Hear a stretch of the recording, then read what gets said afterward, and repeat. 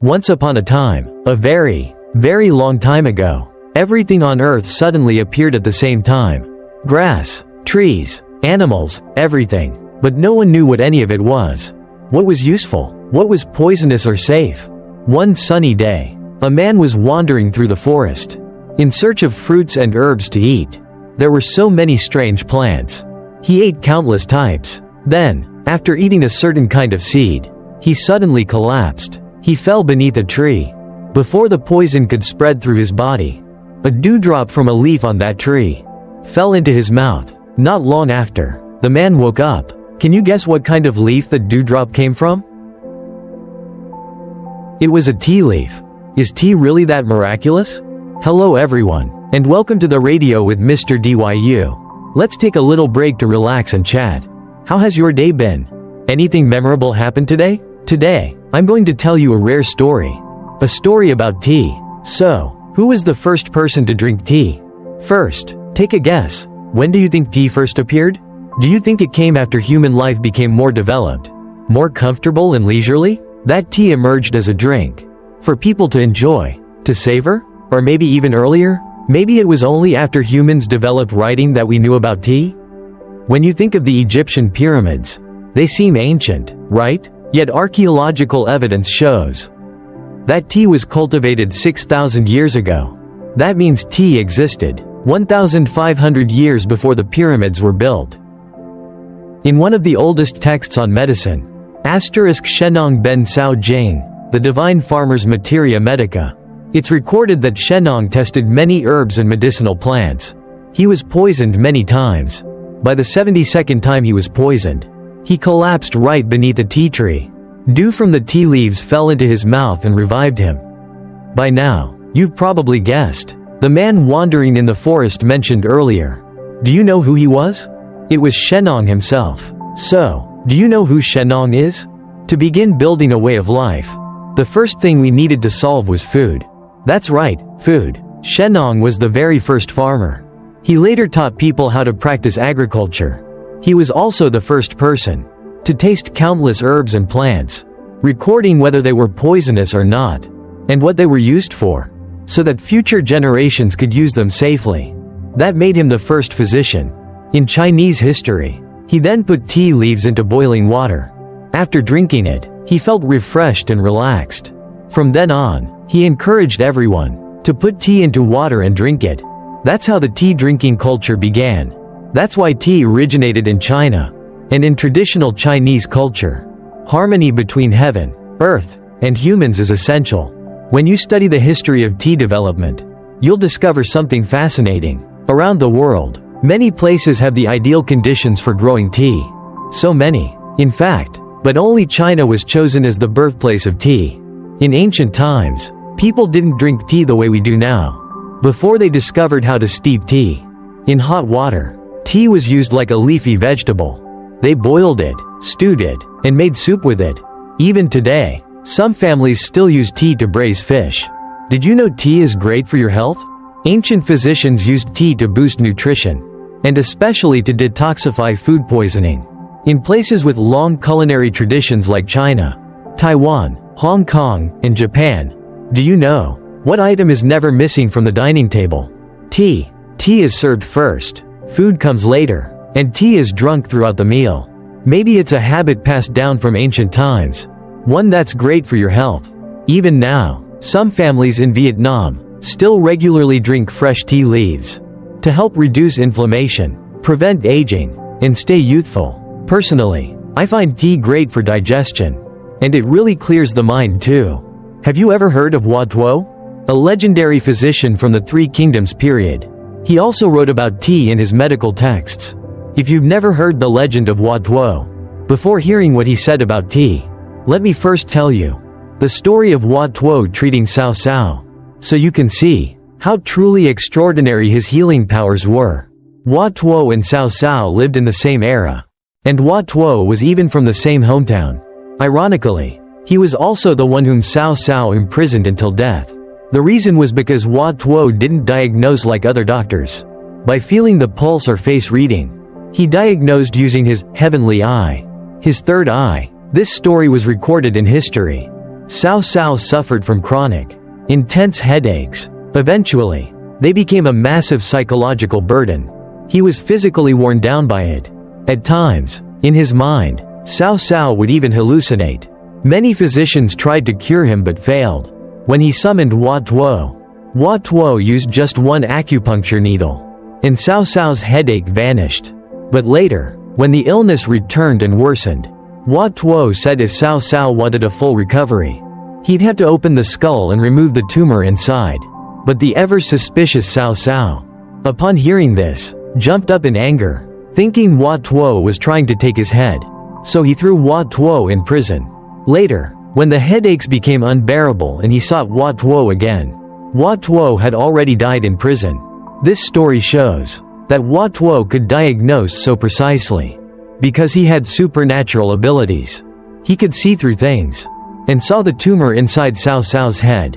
Hua Tuo's vision was like a modern CT scan from Western medicine, which only came into existence 1,600 years later. So what did Hua Tuo say about tea? The earliest record of tea in Hua Tuo's ancient medical texts is in Treatise on Food, which says, "Tea is worth drinking over time and benefits the mind." That was also the first written record of tea's medicinal effects. The sacred physician Zhang Zhongjing, who wrote Treatise on Cold Damage Disorders, also commented on tea as follows: "Tea is very effective in treating bloody pus. If one suffers from diarrhea, or pus and blood discharge, drinking tea is very beneficial." Moreover, in other ancient medical texts, they also wrote about its benefits in promoting longevity and physical resilience. In the book Classic of Tea, in Chapter 7 of Tea Affairs by Lu Yu, there's a section called Art and Transmission, which says, "The Zen monk of Dunhuang fears neither cold nor heat, and often drinks tiny cold ice pellets. The medicine he drinks smells like pine, cinnamon, and honey. The only beverage he drinks is tea." That's how tea benefits physical health. And from a sociological perspective, throughout China's thousands of years of civilization, tea has played the role of a diplomatic envoy, connecting and spreading culture throughout the world. People talk over tea, tribes negotiate over tea, and even nations hold discussions over tea. Tea culture not only strengthens emotional bonds, but also opens up opportunities for economic and cultural exchange. China is the homeland of tea.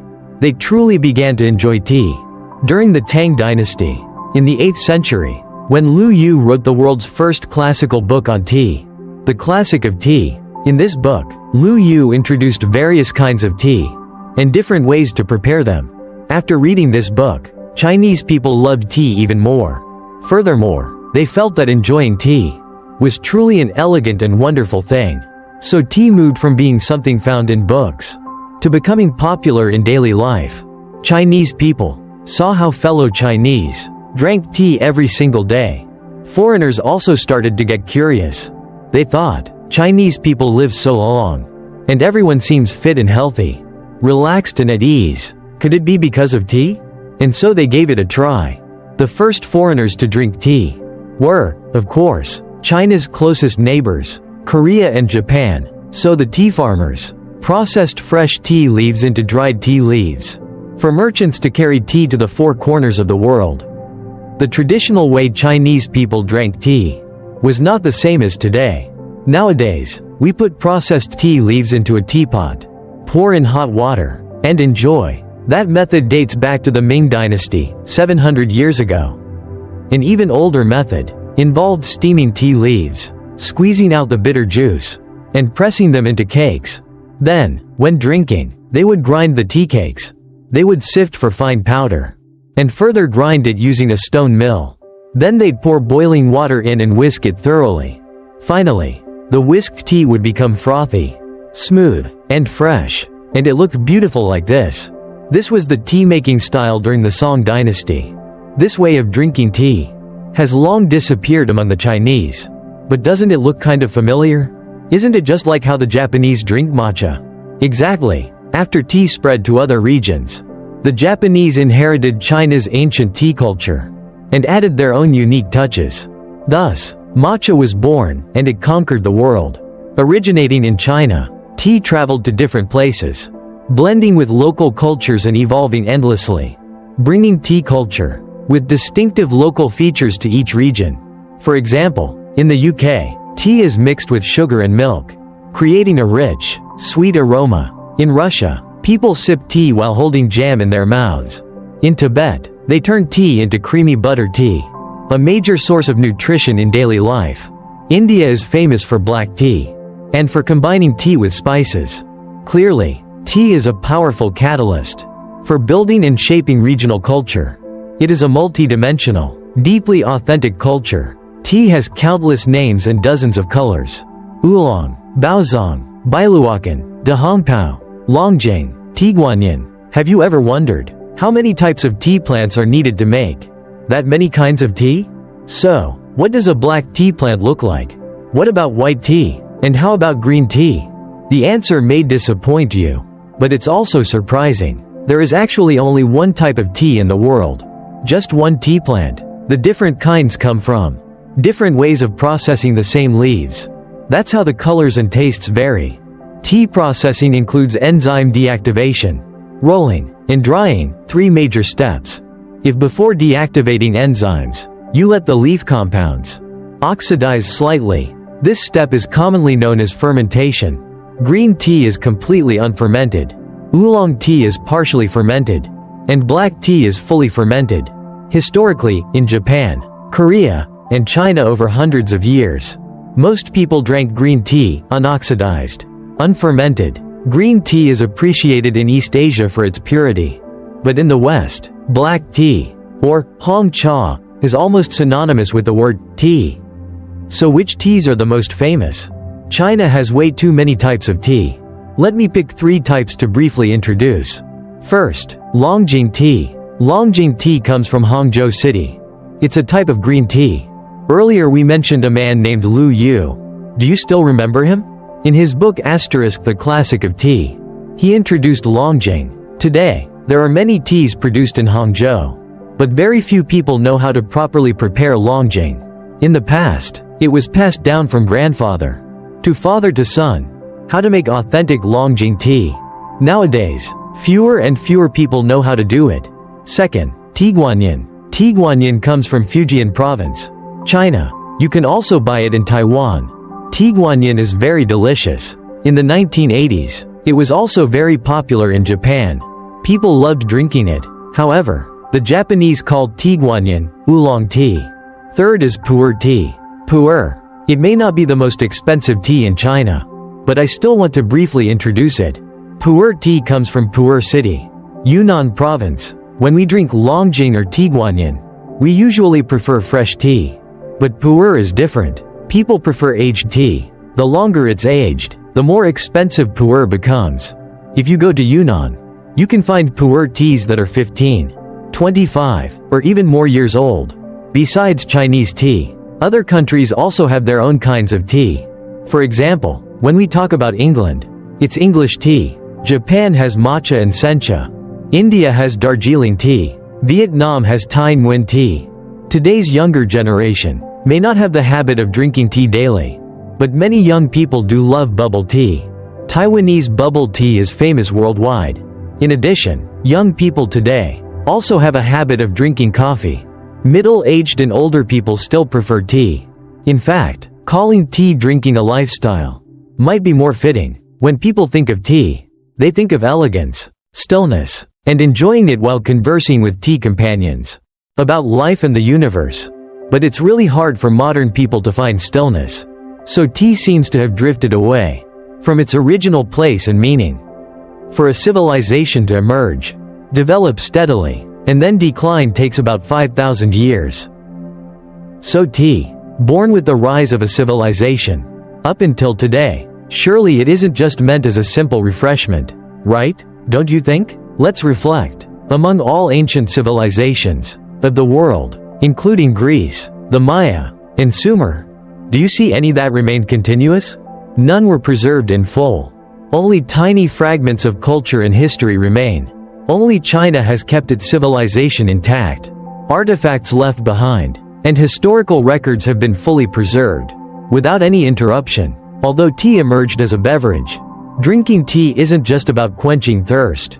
More accurately, it is a form of cultivating and shaping one's character. Because in the past, when people did anything, they paid attention to their manner, posture, conduct, and moral values. Whether it was studying, eating, or drinking tea, each had its own elegance. You've probably often heard someone being praised for certain virtues, right? Tea is just the same. In the tea classic, tea sage Lu Yu described 10 virtues of tea. The 9th virtue is that tea nurtures moral character. That is, it helps cultivate personality and virtue. In tea culture, tea drinking is not just to quench thirst, but also a process of nurturing the mind and character. If you pay attention, when we sit down to tea with calm and serenity, slowly and mindfully, what do we learn? Humility, composure, patience, honesty, the ability to listen, and respect for others. Through drinking tea, reading, and calligraphy, one comes to realize the deep mysteries of life and the universe. Perhaps it is not by chance that the 10th virtue of tea is that it extends longevity. Drinking tea calms the mind, brings joy and peace of spirit, makes one less prone to anger and stress, and leads to a healthy, harmonious, and longer life. Tea also became a cultural vessel of China for connecting with other civilizations. It helped people in other regions discover their own culture through tea. Perhaps nature gave us tea exactly for this purpose, to remind us that nothing exists without reason. Everything born has a purpose. Some say tea was born alongside the birth of civilization, the center of the world. Perhaps it also carries the responsibility of reminding people to remember their origins, to live with integrity, and find peace, just like the way of tea. I wonder what you think about this. Do you enjoy drinking tea? Did today's story give you a new perspective on tea? If so, feel free to share your thoughts in the comments. Thank you so much for watching. Good night, and see you next time.